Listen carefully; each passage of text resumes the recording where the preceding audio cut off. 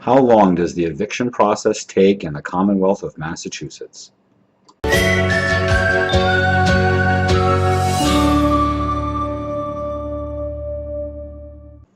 This is Joseph Botello from the Botello Law Group, and today we're going to be discussing how long does the eviction process take in the Commonwealth of Massachusetts. Well, the difficult truth of the matter is it's going to take at least between 2 to 3 months or more before you're ever going to get into court and in front of a judge.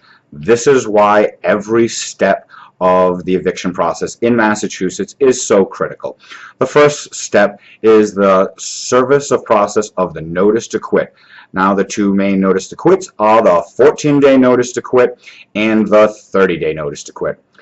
Now, after you do not receive rent, you may employ the use of the 14-day notice to quit, which will take 14 days before you can actually file the eviction in housing court. The second method is the 30-day notice to quit, although this one's a little tricky because it does not start running until the first day of the next month. So let's say today is the 15th of January and you serve a 30-day notice to quit against a tenant. It will not start running until February 1st of the next month, and then take a full 30 days before you can serve them with a summons and complaint for the eviction process. After you serve the summons and complaint in the eviction process, it generally is 3 weeks out for the actual court date. So if you file on the 1st of a month for a 30-day notice to quit in Fall River, you're generally going to be going to court on the 3rd Thursday of that month.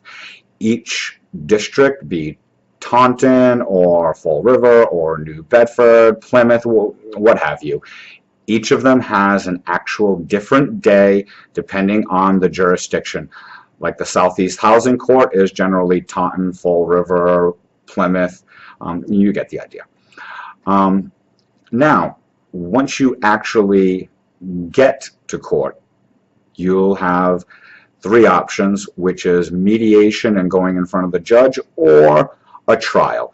Generally, that trial is not going to happen on that day, so if you choose a trial, you're going to be going back, and it's usually in a week or 2 weeks. And don't forget, that court will only meet 1 time a week, so your court dates will be at least 1 full week out, usually 2.